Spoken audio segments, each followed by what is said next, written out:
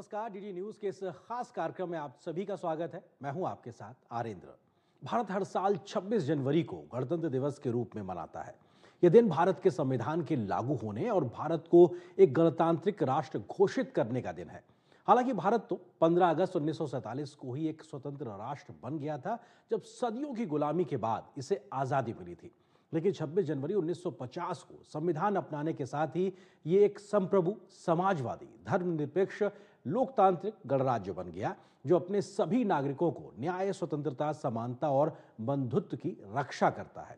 26 जनवरी 1950 को 21 तोपों की सलामी के बाद तत्कालीन राष्ट्रपति डॉक्टर राजेंद्र प्रसाद द्वारा राष्ट्रीय ध्वज फहराने के साथ ही भारतीय गणतंत्र की एक तरह से आधिकारिक और ऐतिहासिक जन्म हुआ और इस दिन को भारत के गणतंत्र दिवस के रूप में मान्यता दी गई। आज गणतंत्र दिवस के खास मौके पर इस कार्यक्रम में हम संविधान बनने की कहानी और 26 जनवरी के महत्व पर विस्तार से चर्चा करेंगे। गणतंत्र दिवस हमारे लोकतंत्र, संविधान और राष्ट्रीय एकता का प्रतीक है और इसका सबसे सशक्त नजारा 26 जनवरी को कर्तव्य पथ पर आयोजित होने वाले भव्य परेड में दिखाई पड़ता है, जिसमें भारतीय सशस्त्र बलों की शक्ति और राष्ट्र के प्रति समर्पण का प्रदर्शन के साथ ही देश के विभिन्न राज्यों की सांस्कृतिक धरोहर की झांकियों की कलात्मक प्रस्तुतियां देखकर हर भारतवासी गर्व से भर जाता है।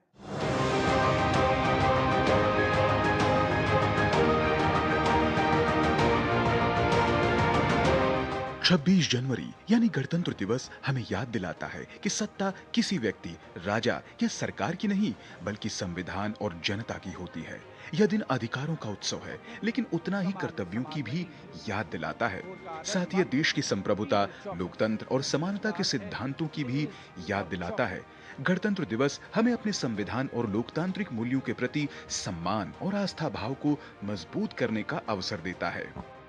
गणतंत्र दिवस के महत्व की बात करें तो यह केवल एक राष्ट्रीय अवकाश का दिवस नहीं है, बल्कि यह हमारे लोकतंत्र, संविधान और राष्ट्रीय एकता का प्रतीक है, जो हमें याद दिलाता है कि भारत का संविधान सभी नागरिकों को समान अधिकार देता है। यह न्याय, स्वतंत्रता, समानता और बंधुत्व के मूल्यों पर आधारित है और 26 जनवरी को हम इन मूल्यों के प्रति अपनी प्रतिबद्धता को जताते हैं। 26 जनवरी का दिन हमें राष्ट्र की विविधता में एकता का संदेश भी देता है। दरअसल भारत विविधताओं से भरा देश है, जहां अनेक भाषाएं, धर्म, संस्कृतियां और परंपराएं हैं। और गणतंत्र दिवस इस बात का प्रतीक है कि इतनी विविधताओं के बावजूद हम सब एक हैं। गणतंत्र दिवस परेड की झांकियां इस एकता को दर्शाती हैं।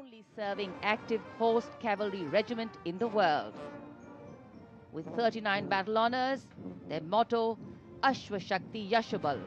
गणतंत्र दिवस उन अनगिनत स्वतंत्रता सेनानियों को याद करने का भी अवसर है, जिन्होंने देश की आजादी के लिए अपने प्राणों की आहुति दी। जिनके त्याग और बलिदान की वजह से आज हम एक स्वतंत्र गणतंत्र में रह रहे हैं।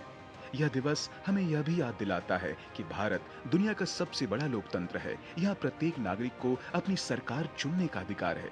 यह दिन हमें अपने मताधिकार और नागरिक जिम्मेदारियों के महत्व को समझने में मदद करता है। गणतंत्र दिवस को स्वतंत्रता दिवस से थोड़ा भिन्नता से देखना चाहिए।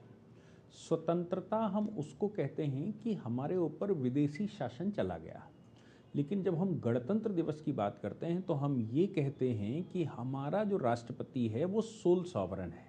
सोल सॉवरन का मतलब वो संप्रभु है, अब उसके ऊपर शासन करने वाला कोई नहीं है और हमारे यहाँ जो भी शासन करेगा वो अब वंशानुगत नहीं होगा। गणतंत्र दिवस प्रत्येक भारतीय में राष्ट्रीय गौरव और देशभक्ति की भावना जगाता है। यह दिन हमें अपनी भारतीयता पर गर्व करना सिखाता है और देश की प्रगति में योगदान देने के लिए प्रेरित करता है।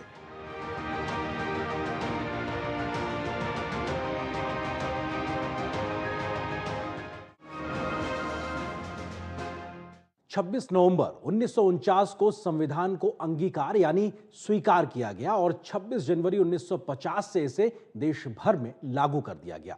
तब से 26 जनवरी को गणतंत्र दिवस के रूप में मनाया जाता है।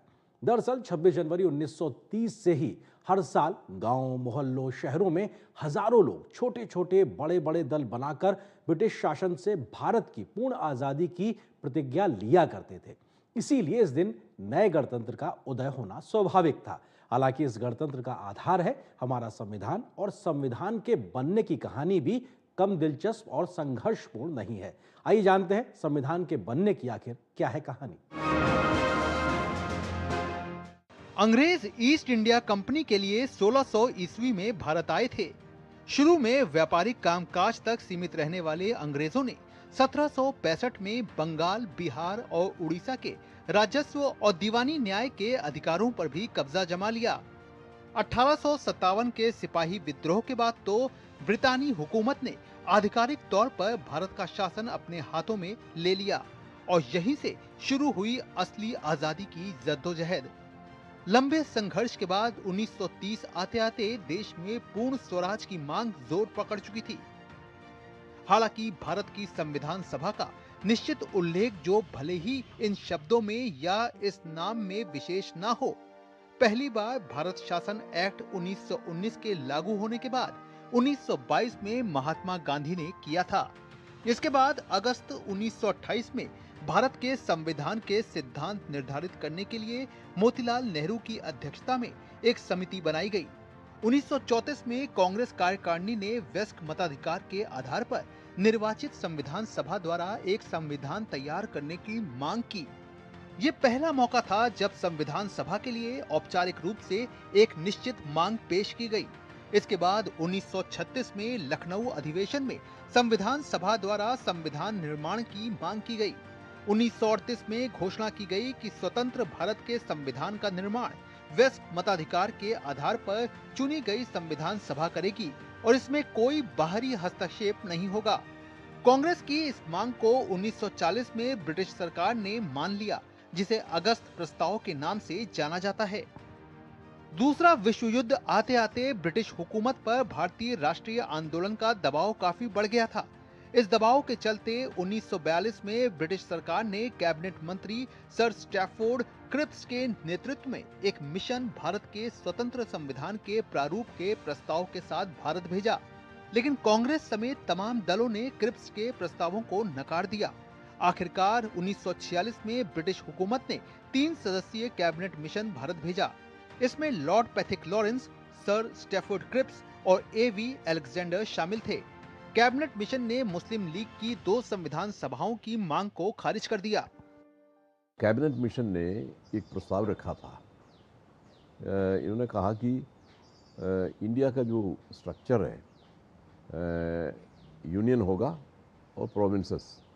तो यूनियन का मतलब है सारे जो ब्रिटिश प्रोविंसेस है, प्रोविंसेस मतलब स्टेट्स होता है, और वहाँ उस वक्त जो स्टेट्स कहा जाता था वो प्रिंसली स्टेट्स है, मतलब जो राजा महाराजाओं के जो रजवाड़े हैं वही थे, उसको स्टेट्स कहा जाता था।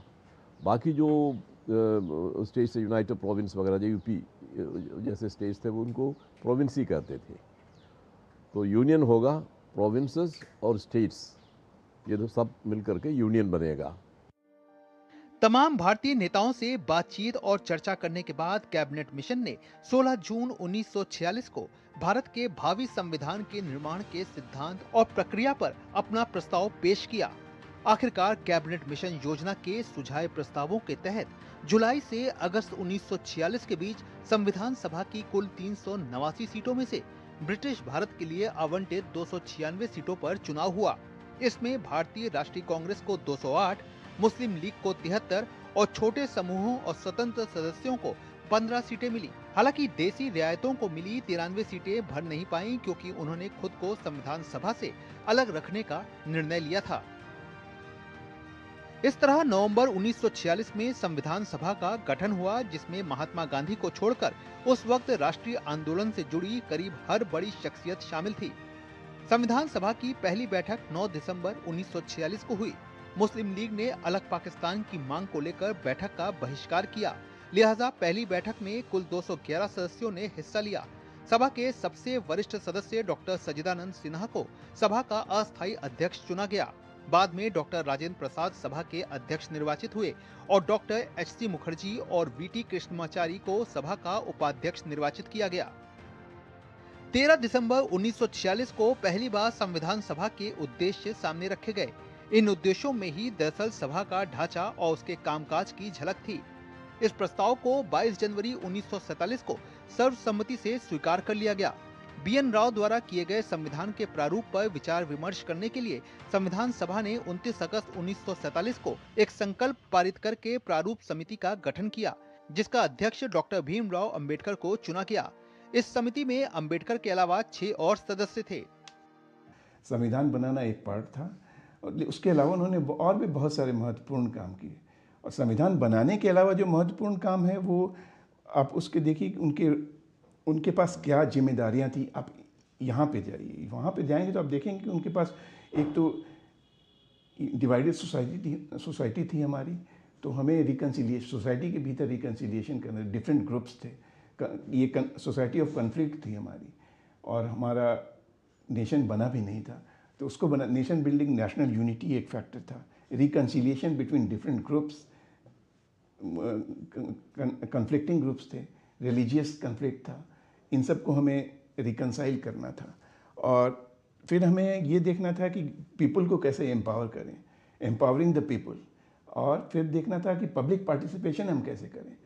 और सबसे महत्वपूर्ण बात ये थी कि हमें ये कॉन्स्टिट्यूशन की लेजिटिमेसी को एस्टैब्लिश करनी थी। संविधान सभा ने 2 साल 11 महीना और 18 दिन में 11 प्रमुख बैठकें की। डॉक्टर अंबेडकर ने 4 नवंबर 1948 को संविधान का अंतिम प्रारूप पेश किया। इस दिन संविधान को पहली बार पढ़ा गया। इस पर 5 दिन तक आम चर्चा हुई और आखिरकार 26 नवंबर 1949 को संविधान को सर्वसम्मति से अपना लिया गया। इसके बाद 24 जनवरी 1950 को संविधान सभा के सदस्यों ने संविधान पर अंतिम रूप से हस्ताक्षर किया। 24 जनवरी 1950 को ही राष्ट्रीय गान और राष्ट्रीय गीत को अपनाया गया। साथ ही संविधान सभा ने 24 जनवरी 1950 को ही डॉक्टर राजेंद्र प्रसाद को भारत के पहले राष्ट्रपति के रूप में चुना। इसके 2 दिन बाद यानी 26 जनवरी 1950 को भारत का संविधान पूरे देश पर लागू हो गया। संविधान निर्माताओं ने संविधान निर्माण करते समय एक एक बिंदु पर बहुत विस्तार से बहस की है और तब जाकर के ऐसा उत्तम दस्तावेज हमें प्राप्त हुआ है। भारत का संविधान देश की संस्कृति और इतिहास को भी बखूबी दर्शाता है।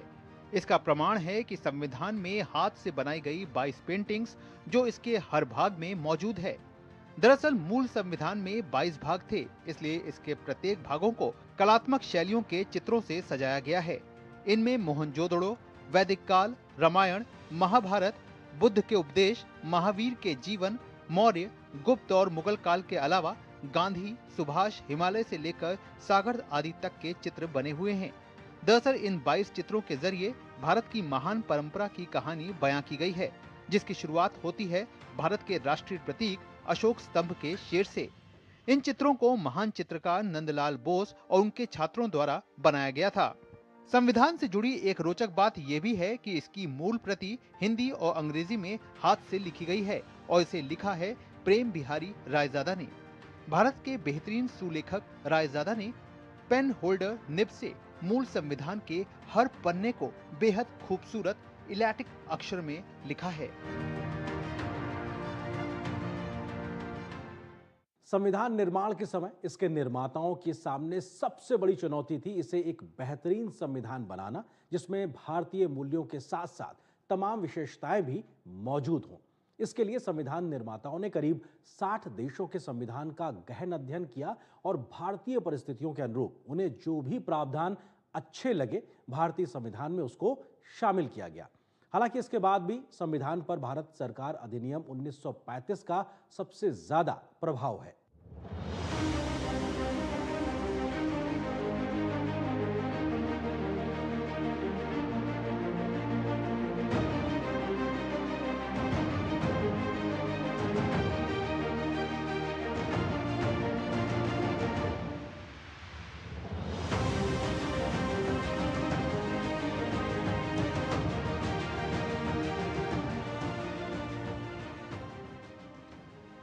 संविधान निर्माण के लिए संविधान सभा की बैठक शुरू होने के साथ ही सबसे बड़ी दिक्कत ये थी कि भारत की विविधता, संस्कृति, भाषाओं और बोलियों को कैसे इसमें समाहित किया जाए ताकि सब संतुष्ट भी हों और कोई विवाद न हो।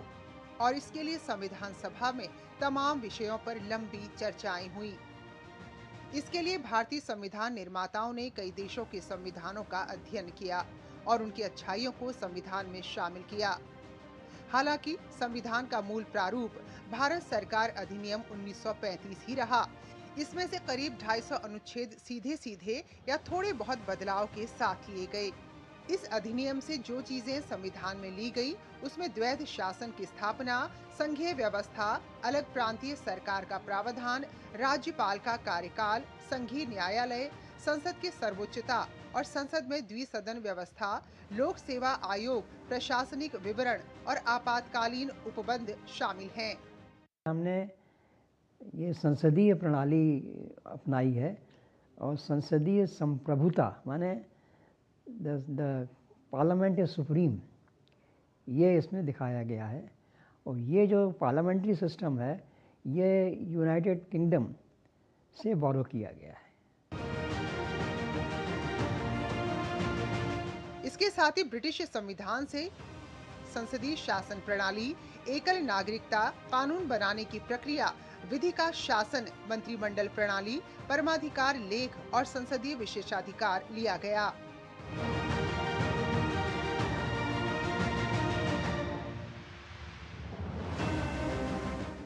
वहीं संविधान में मौलिक अधिकार, न्यायिक पुनरावलोकन, संविधान की सर्वोच्चता, न्यायपालिका की स्वतंत्रता, निर्वाचित राष्ट्रपति पर महाभियोग, उपराष्ट्रपति, उच्चतम और उच्च न्यायालयों के न्यायाधीशों को हटाने की विधि और वित्तीय आपातकाल जैसे विषय संयुक्त राज्य अमेरिका से लिए गए। इसके अलावा संविधान के नीति निर्देशक सिद्धांत, राष्ट्रपति के चुनाव की विधि, राष्ट्रपति द्वारा राज्यसभा में विशिष्ट व्यक्तियों का नामांकन आयरलैंड के संविधान से और दक्षिण अफ्रीका से संविधान संशोधन की प्रक्रिया और राज्यसभा में सदस्यों का निर्वाचन का तरीका लिया गया। वहीं तत्कालीन सोवियत संघ से मौलिक कर्तव्य और प्रस्तावना में सामाजिक, आर्थिक और राजनीतिक न्याय का आदर्श लिया गया।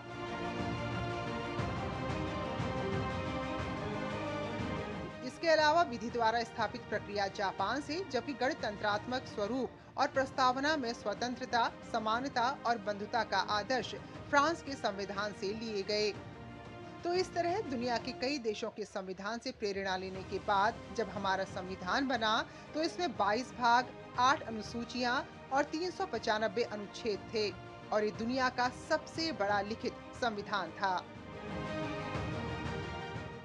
ये भारतीय संविधान की खासियत है कि इसके लागू होने के बाद से देश में न केवल लोकतंत्र की जड़ें मजबूत हुई बल्कि केंद्र और राज्य के साथ स्थानीय स्वशासन का रास्ता भी साफ हुआ। आखिर हमारा संविधान दुनिया में अनोखा क्यों है और इसकी क्या खास विशेषताएं हैं, आइए जानते हैं।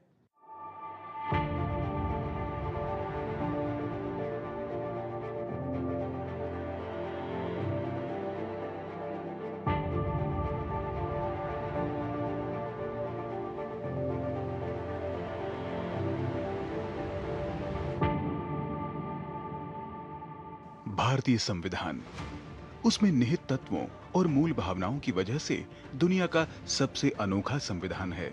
मूल संविधान को स्वीकार करने के बाद भी इसमें वक्त वक्त पर कई तरह के बदलाव होते रहे और इसमें वक्त के साथ अहम परिवर्तन किए जाते रहे। मूल संविधान में एक प्रस्तावना 22 भागों में विभक्त 395 अनुच्छेद और 8 अनुसूचियां थीं। 1951 के बाद से हुए तमाम संशोधनों के बाद मूल संविधान से करीब 20 अनुच्छेद और भाग 7 को हटा दिया गया और करीब 90 अनुच्छेद और 4 भागों 4A, 9A, 9B और 14A को जोड़ा गया, जबकि 4 अनुसूचियां यानी 9, 10, 11 और 12 को जोड़ा गया। दुनिया के किसी भी संविधान में इतने अनुच्छेद और अनुसूचियां नहीं हैं। भारत के संविधान को दुनिया का सबसे अच्छा संविधान हम कहते हैं और उसका मुख्य कारण है कि ये सबसे लेंदी संविधान है विश्व का और सबसे ज़्यादा समय लेकर ये संविधान बनाया गया। ऐसा कोई विषय नहीं है जो हमने संविधान में डील नहीं किया है। भारत के संविधान की एक और विशेषता ये है कि ये दुनिया का सबसे बड़ा लिखित संविधान है। इसकी खासियत ये है कि ये न तो लचीला है न ही सख्त। भारत के संविधान के तहत लोकतांत्रिक व्यवस्था संघात्मक भी है और एकात्मक भी। संविधान में संघात्मक संविधान की सभी विशेषताएं मौजूद हैं। साथ ही आपातकाल के दौरान केंद्र को अधिक शक्तिशाली बनाने के लिए भी प्रावधान निहित है। एक ही संविधान में केंद्र और राज्य दोनों ही सरकारों के कार्य संचालन के लिए व्यवस्थाएं की गई हैं। इसमें सिर्फ एक नागरिकता का प्रावधान रखा गया है। भारत सरकार का संसदीय रूप दुनिया में अनोखा है। देश में संसदीय संप्रभुता है तो न्यायिक सर्वोच्चता भी। भारत का संविधान एकीकृत और स्वतंत्र न्यायपालिका प्रणाली उपलब्ध कराता है। संविधान देश के नागरिकों को मौलिक अधिकार देता है और उनकी रक्षा भी करता है। इसके अलावा संविधान के चौथे भाग में उल्लिखित राज्य के नीति निदेशक सिद्धांत भी दुनिया में अनोखे हैं। संविधान देश के नागरिकों को मौलिक अधिकार देता है तो उसके साथ साथ मौलिक कर्तव्यों का निर्वहन करने को भी कहता है। हमने रिजिडिटी और फ्लेक्सिबिलिटी दोनों को साथ लेगी। ये बहुत बड़ी विशेषता है हमारे संविधान की कि हम रिजिड भी हैं कहीं पर और कहीं पर बहुत फ्लेक्सिबल भी हैं। और इसी रीज़न से ये कहाँ से आता है? ये आता है इसलिए क्योंकि हमने किसी एक को अपना सोर्स नहीं माना। हमारे पास फॉरेन कॉन्स्टिट्यूशन से सोर्सेज हैं, ऑस्ट्रेलिया से हैं, यूएस से हैं, यूके से हैं, आयरिश कॉन्स्टिट्यूशन से हैं, इवन यूएसएसआर, उस समय यूएसएसआर हुआ करता था, यूएसएसआर से हैं, even Germany not current Germany, Weimar Republic, वो भी हमारा सोर्स रहा है। इवन साउथ अफ्रीका से हमारा सोर्स रहा है। कुछ चुनौतियों के बावजूद भारतीय संविधान देश के आम नागरिकों के साथ साथ पिछड़े तबकों, आदिवासियों और अल्पसंख्यकों को सुरक्षा और समानता की गारंटी देता है। हमारा संविधान देश को एक धर्मनिरपेक्ष राज्य बनाता है।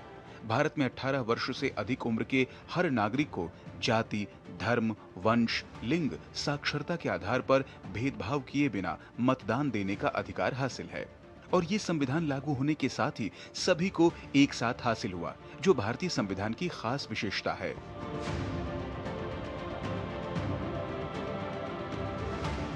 भारतीय संविधान में विधायिका, कार्यपालिका और न्यायपालिका की शक्तियों को अलग अलग बांटा गया है। इसके अलावा संविधान में निर्वाचन आयोग, नियंत्रक और महालेखाकार, संघ लोक सेवा आयोग जैसे स्वतंत्र निकाय की भी व्यवस्था है, जो लोकतांत्रिक तंत्र के अहम स्तंभों की तरह काम करते हैं। इसके अलावा मूल रूप से 2 स्तरीय यानी केंद्र और राज्य सरकारों के अलावा 73वें और 74वें संविधान संशोधन के बाद संविधान में 3 स्तरीय स्थानीय सरकार का प्रावधान है।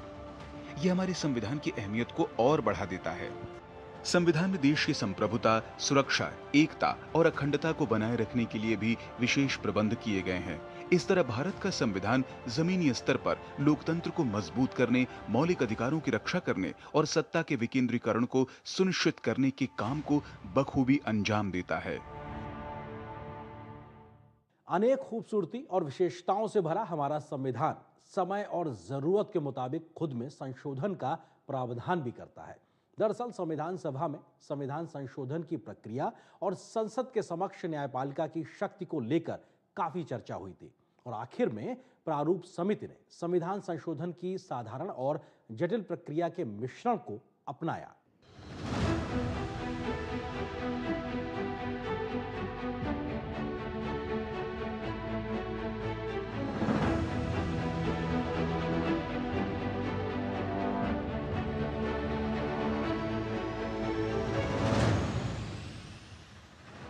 संविधान सभा के सामने एक बड़ा सवाल ये भी था कि ये संविधान कब तक देश की जरूरतें पूरी कर सकता है और अगर जरूरत पड़ी तो इसमें बदलाव कैसे किया जाए।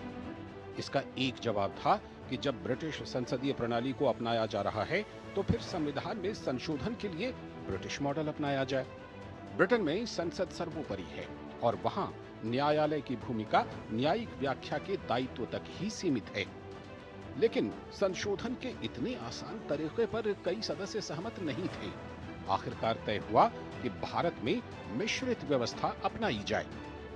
भारतीय व्यवस्था में ना तो ब्रिटिश मॉडल जैसा लचीलापन है, ना अमेरिका और ऑस्ट्रेलिया जैसी सख्त प्रक्रिया। संविधान सभा ने विधि द्वारा स्थापित प्रक्रिया के सिद्धांत को अपनाया। संघीय व्यवस्थाओं में न्यायालय केवल विधि और कार्यपालिका के आदेशों की ही समीक्षा करता है, लेकिन भारत के सर्वोच्च न्यायालय को संविधान संशोधनों की भी समीक्षा का अधिकार दिया गया है। संविधान के भाग 20 में अनुच्छेद 368 के तहत संविधान संशोधन से संबंधित प्रक्रिया का वर्णन किया गया।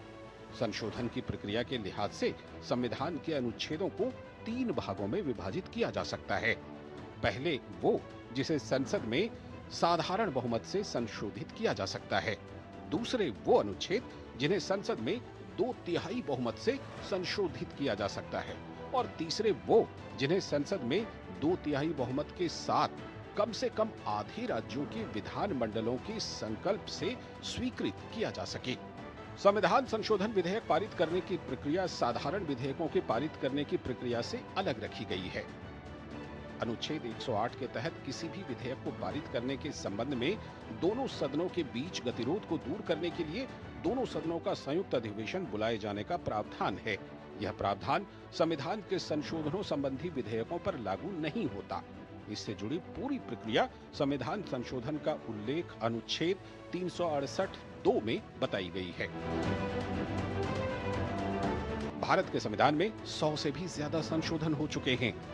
2023 में 106वां संविधान संशोधन अधिनियम पारित किया गया, जिसके तहत लोकसभा और राज्य विधानसभाओं में महिलाओं को 33% आरक्षण प्रदान करने का प्रावधान है।